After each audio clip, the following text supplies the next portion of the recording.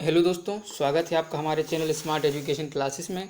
तो देखिए, आज का आपका वीडियो है एनसीईआरटी समरी सामाजिक अध्ययन, जो हम आपके एडिट जूनियर हाई स्कूल, चाहे आपका कोई भी एग्ज़ाम हो, आपका सुपर टेट हो या केवीएस दें आप या DSSS भी दें, सब में ये काम आने वाला है। ये 10वां वीडियो है मौर्योत्तर काल। इसके पहले हमने मौर्य साम्राज्य को काफ़ी अच्छे से पढ़ा था और उसका जो है सारा कॉन्सेप्ट हमने कवर कर लिया था। चलिए शुरू करते हैं। इसके पहले चैनल पर नए हैं तो चैनल को सब्सक्राइब कर दिए और वीडियो लाइक शेयर करना है, साथ ही चैनल को ज़्यादा से ज़्यादा शेयर भी करिएगा।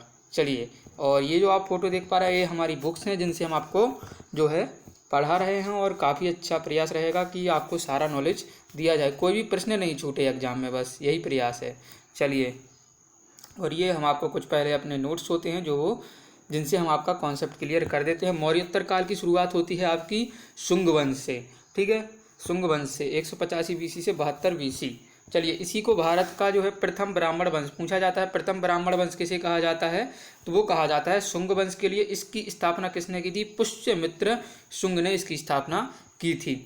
इसने अपनी राजधानी विदिशा को बनाया था, याद रखिएगा, विदिशा को किसने राजधानी बनाया? पुष्यमित्र शुंग ने। और इसने 2 अश्वमेध यज्ञों का भी आयोजन करवाया जो कि पतंजलि राजपुरोहित ने करवाए थे। और पतंजलि की हमने आपको एक रचना भी कई बार बता दी है, क्या है? महाभाष्य, जो कि संस्कृत व्याकरण की रचना है। संस्कृत भाषा का सर्वाधिक विकास शुंग वंश में ही हुआ। इसी के शासनकाल में ही ईनानियों का जो है प्रथम आक्रमण हुआ था। इसका उत्तराधिकारी अग्निमित्र शुंग हुआ था, जिसका स्रोत क्या है आपका?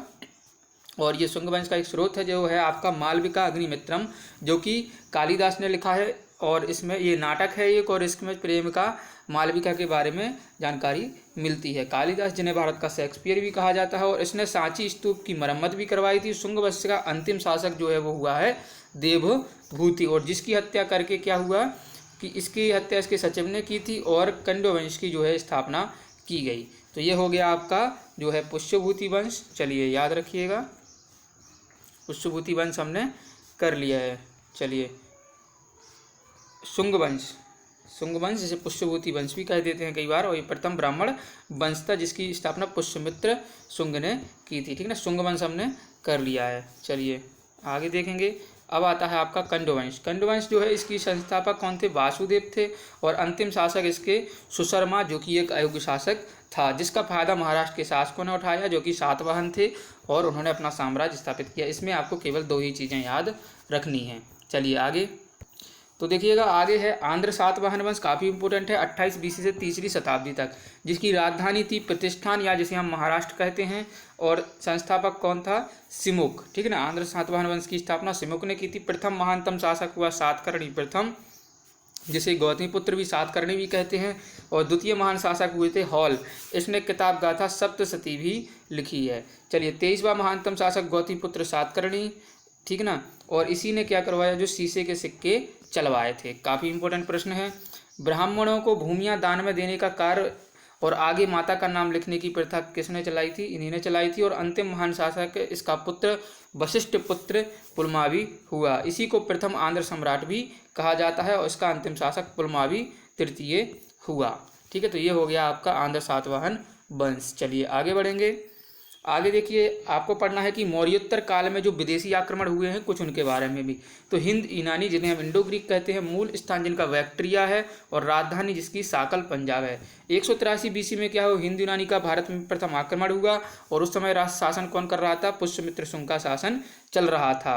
और हिंद यूनानी जो शासक था वो था डेमेट्रियस प्रथम। और सेकंड शासक यानी कि जो आक्रमण हुआ वो क्या हुआ? यूक्रेटाइस के समय में उत्तर भारत के कुछ भाग पर अधिकार करके और अपनी राजधानी तक्षशिला को बनाया। चलिए आगे देखिए, एक ग्रंथ है बौद्ध, जिसका और इस वंश का मतलब जिसके पहले हमने पढ़ा ना, तो इसका एक शासक भी हुआ काफ़ी, जिसे हम मिनांडर कहते हैं। आगे देखिए, बौद्ध ग्रंथ है आपका मिलिंद पन्हो के अनुसार यह बौद्ध धर्म का अनुयायी था। कौन? मिनांडर। भारत में सोने के सिक्के चलवाए थे, और आपका नाम व तिथि वाले सिक्के चलवाने की शुरुआत भी की। और एक बौद्ध भिक्षुक के द्वारा इसे बौद्ध धर्म की शिक्षा दी गई थी, जिसका नाम था नागसेन। और इन दोनों का संवाद ही हमें किस में मिलता है? मिलिंद पन्हो में मिलता है। चलिए, भारत में ज्योतिष शास्त्र की शुरुआत करने वाले, जिसका उल्लेख हमें गार्गी संहिता में मिलता है, और इसके द्वारा कांसे की मुद्राएं चलवाई गई थीं, जिन पर धर्मचक्र का चिन्ह भी मिलता है। इससे पता चलता है कि यह बौद्ध धर्म का जो है अनुयायी था। आगे है शक। शक मूल स्थान इनका मध्य एशिया कहते हैं हम। इनकी भारत में 5 शाखाएं हमें पता चलती हैं। सबसे पहले है तक्षशिला जो गांधार की राजधानी थी। दूसरी है कश्मीर जिसको कनिष्क के द्वारा नष्ट भी किया गया था, जो कि कुषाण वंश के शासक थे 78 ईस्वी में। और शक संवत इन्होंने चलाया था 78 ईस्वी में। मान लीजिए आज चल रहा है 2019, तो उसमें से अगर हम 78 घटाते हैं तो 1941 मिलता है। यानी कि जो आपका सन चल रहा है 2021, उसमें से अगर आप 78 माइनस करेंगे तो आपको शक संवत मिल जाएगा, जो हमारा राष्ट्रीय संवत भी है। एक था मथुरा और चौथा था उज्जैन, जो चंद्रगुप्त विक्रमादित्य ने 57 BC में क्या चलवाया था, विक्रमी संवत चलवाया था। जब 57 में आप जो आपका सन चल रहा है वो जोड़ देंगे तो आपको क्या मिलता है, विक्रमी संवत मिलता है। दक्षिण दक्कन राजधानी थी नासिक। चलिए, शक वंश का महानतम शासक था कौन, आपका रुद्रदामन प्रथम था, ठीक है ना। और यह उज्जैन शाखा सौराष्ट्र से था। सुदर्शन झील की मरम्मत इसने करवाई थी। किस किसने, चंद्रगुप्त मौर्य ने निर्माण करवाया, सुदर्शन और इसने रुद्रदामन ने, और स्कंदगुप्त ने जो है इसकी मरम्मत करवाई थी। चलिए, ये प्रथम शासक। इसी के शासनकाल में क्या हुआ, जूनागढ़ अभिलेख, जो कि भारत का प्रथम और सबसे लंबा संस्कृत अभिलेख है। और शकों का अंतिम शासक रुद्रसेन तृतीय था, जिसकी हत्या चंद्रगुप्त द्वितीय ने की और शक संवत का, शक जो है वंश का अंत कर दिया था। इसके बाद हम जानेंगे कुछ कुषाण के बारे में।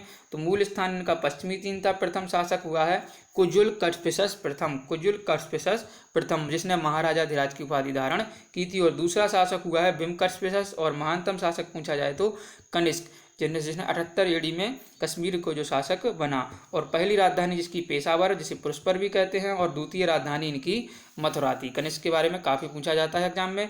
चतुर्थ बौद्ध संगीत का आयोजन कश्मीर में कराया गया था। इसी में क्या हुआ था कि हीनयान व महायान में ये दोनों बट गए थे। कनिष्क के ही दरबार में बौद्ध भिक्षुक वसुमित्र और अश्वघोष थे, और चिकित्सक चरक भी इन्हीं के जो है उसमें थे। और कनिष्क ने केसर व केसर और सीजर की उपाधि भी धारण की थी, ठीक है ना। अश्वघोष ने क्या लिखा है, आपका बुद्ध चरित्र लिखा है। और एक और चरक ने क्या लिखी है, चरक संहिता लिखी है। और कनिष्क ने ही क्या करवाया था, आपका ग्रेट सिल्क रूट, ठीक है ना।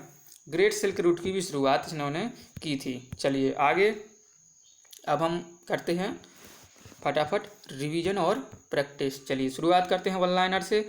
तो सिमुक किस वंश का शासक था, जो संस्थापक था, तो वो सातवाहन वंश, आंध्र सातवाहन पड़ा है। आंध्र सातवाहन के राजाओं की सबसे लंबी सूची किससे मिलती है हमें, तो मत्स्य पुराण से मिलती है। सातवाहनों की राजधानी क्या थी, अमरावती थी, हमने अभी पढ़ा हुआ है। आज सातवाहन काल का सर्वश्रेष्ठ शासक कौन था, गौतमीपुत्र सातकर्णी। गौतमीपुत्र सातकर्णी ने वेड़कटक स्वामी की उपाधि धारण की तथा वेड़कटक नामक नगर की भी स्थापना की। इसे वेदों का आश्रय कहा गया है, ठीक है ना। कुषाण शासक कनिष्क का राज्याभिषेक कब हुआ था, 78 AD में, जब से अपनी शक संवत की प्रारंभ हुए। चलिए, उत्तर तथा उत्तरी पश्चिमी भारत में सर्वाधिक संख्या में जो तांबे के सिक्कों को किसने चलाया, तो वो चलाया था कुषाणों ने। विक्रम एवं शक संवत में कितने वर्षों का अंतर होता है, तो 135 वर्षों का। आप करके देख लीजिएगा, ठीक है। चलिए, दोनों को घटाएंगे आप तो आपको उत्तर मिल जाएगा। चलिए आगे देखिए, ये चीज़ याद रखिएगा, एक में आपका आता है 78, यानी कि एक चीज़, चलिए आपको एक सेकंड समझा देते हैं।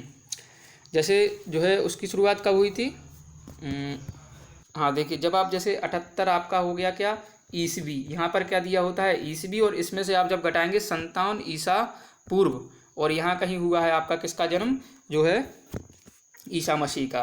तो ये सारी चीज़ें घटाने पर हमें 135 जो है मिल जाता है। इतना याद करिए, कोई ज़्यादा दिमाग लगाने की आवश्यकता नहीं है। मौर्यों के बाद दक्षिण भारत में सबसे प्रभावशाली राज्य कौन था, वो था आपका सातवाहन। और शुंग वंश के बाद किस वंश ने भारत पर राज किया, तो कण्व वंश ने। और कनिष्क को किस चीनी जनरल ने हराया था, तो वो था पान चाओ। मोस्ट इंपोर्टेंट क्वेश्चन, किस वंश के साम्राज्य की सीमा भारत के बाहर तक फैली थी, तो कुषाणों की जो सीमाएं हैं वो भारत के बाहर तक फैली हुई थी। चलिए आगे है, विक्रम संवत कब से प्रारंभ हुआ था, तो 57 ईसा पूर्व, वो क्या है 78 ईस्वी। कलिंग नरेश खारवेल किस वंश से थे, चेदी वंश से। प्रथम ईरानी शासक डेरियस प्रथम था।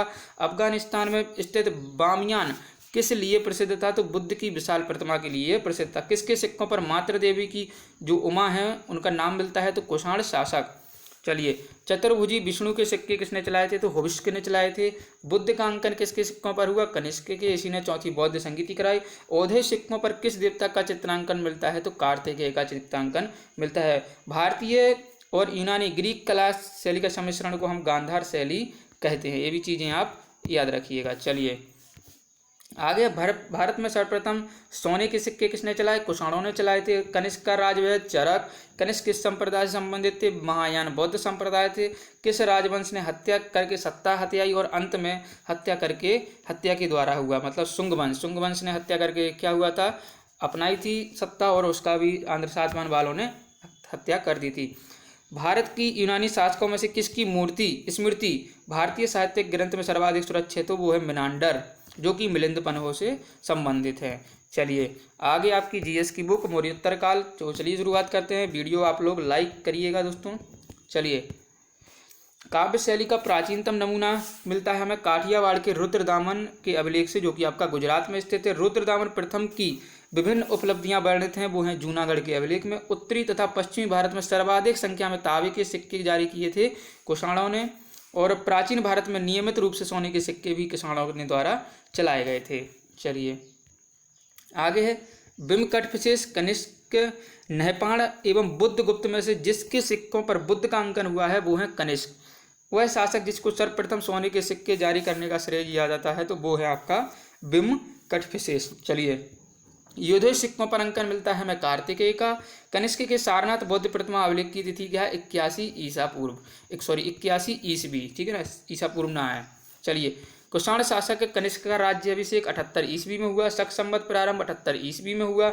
विक्रम व शक संबंधों में अंतर 135 वर्षों का। विक्रम संवत प्रारंभ हुआ 57 ईसा पूर्व में। अश्वघोष, वसुमित्र, चरक, नागार्जुन तथा पतंजलि में से हुआ है जो कनिष्क के दरबार में नहीं था, तो पतंजलि नहीं थे। अश्वघोष थे, वसुमित्र थे और कौन थे? चरक थे, और नागार्जुन का संबंध भी रहा था। कनिष्क ने यानी कि अब तक अभिलेखों में किन नगरों का उल्लेख किया? रब तक अभिलेख में किसका है? तो साकेत का, कौशाम्बी का, पाटलिपुत्र और चंपा का। चलिए, तक्षशिला विश्वविद्यालय से शिक्षा प्राप्त किसने की थी? चरक तथा जीवक ने। चलिए, शुंगवंश के बाद दूसरा भारत का राज, मतलब शुंगवंश के बाद कौन आया? कंडोवंश। कंडोवंश के बाद आपके आया था जो है आंध्र सातवाहन वंश। चलिए, पुष्यमित्र सिंह खारवेल, गौतम पुत्र सातकर्णी, वासुदेव एवं समुद्रगुप्त में से वह शासक जो वर्ण व्यवस्था का रक्षक कहा जाता है वो है आपका गौतमीपुत्र सातकर्णी। चलिए आगे देखेंगे, मौर्य के बाद दक्षिण भारत में सबसे प्रभावशाली राज्य था सातवाहनों का। सिमुक संस्थापक था सातवाहन वंश का। चीनी जनरल जिसने कनिष्क को हराया था पांचाल ने। वह वंश जिसके साम्राज्य की सीमा भारतीय उपमहाद्वीप के बाहर तक फैली थी वो था मौर्य और कुषाण। बाल विवाह की प्रथा आरंभ की गई थी कुषाण के काल में क्या है? बाल विवाह प्रारंभ किया गया था। कला की गांधार शैली फली फूली कुषाणों के समय में। कुषाण स्वर्ण एवं ताम्र की मुद्रित धातु ये सिक्के चलाए। गुप्त ने स्वर्ण व रजत के, सातवाहनों ने सीसा व पोटीन के, और कलुच ने जो है स्वर्ण, रजत और ताम्र के। चलिए, अफगानिस्तान का बामियान प्रसिद्ध था बुद्ध प्रतिमा के लिए। जो कला भारतीय और यूनानी शैली का जो है मिश्रण होता है उसे हम गांधार शैली कहते थे। वह मूर्ति कला जिसमें सदैव हरित स्तरित चट्टान शिष्ट का प्रयोग के माध्यम से के रूप में होता है वो है आपकी गांधार मूर्ति शैली। चलिए शेयर भी करिएगा। प्राचीन काल के भारत पर आक्रमण के संबंध में सही कालानुक्रम क्या है? यूनानी आए, फिर शक आए, फिर कुषाण आए और फिर हूण आए। पहला ईरानी शासक जिसने भारत के कुछ भाग को अपने अधीन किया था वो था डेरियस प्रथम। चालुक्य, पल्लव, राष्ट्रकूट तथा सातवाहन राजवंशों में सबसे पुराना जो राजवंश था वो था सातवाहन वंश। आंध्र सातवाहन राजाओं की सबसे लंबी सूची मिलती है हमें किससे? मत्स्य पुराण से मिलती है। सातवाहनों की राजधानी जो थी वो थी अमरावती एवं प्रतिष्ठान में। एक ब्राह्मण प्रयुक्त हुआ है जो है गौतम पुत्र सातकर्णी के लिए। राजा खारवेल का नाम जुड़ा है हाथी गुफा अभिलेख से। अशोक, हर्ष, पुलकेशिन द्वितीय एवं खारवेल में से वह जो जैन धर्म का संरक्षक था तो वो था राजा खारवेल। कलिंग नरेश खारवेल संबंधित थे चेदी वंश से या महावेग वाहन से। पूर्वी रोमन शासक जस्टिसियन का सर्वाधिक महत्वपूर्ण योगदान था विधि में यानी कि कानून में। चलिए, संघों के पूर्वज मूलतः संबंधित थे किससे? उज्जैन से। और स्वर्ण भूमि का वह राजा जिसने नालंदा में एक बौद्ध विहार की स्थापना की तथा उसके रख रखाव हेतु अपने दूत राजा देवपाल को 5 गांव दान में देने के लिए प्रार्थना की थी, तो वो था बालपुत्र देव। ठीक है, तो ये था आपका मौर्योत्तर काल। काफ़ी अच्छा वीडियो है और इसमें सारी नॉलेज जो है आपको दे दी गई है। बस आपको अब रिवीजन करना है और पढ़ना है, बाकी आपके ऊपर निर्भर करता है कि आप कितना जो है हमसे ले पाए हैं। वीडियो अच्छा लगा है तो लाइक और शेयर करिए, साथ ही चैनल को सब्सक्राइब नहीं किया तो सब्सक्राइब भी करवाइए दूसरों को भी। धन्यवाद, मिलते हैं अगले वीडियो में। जय हिंद, जय भारत।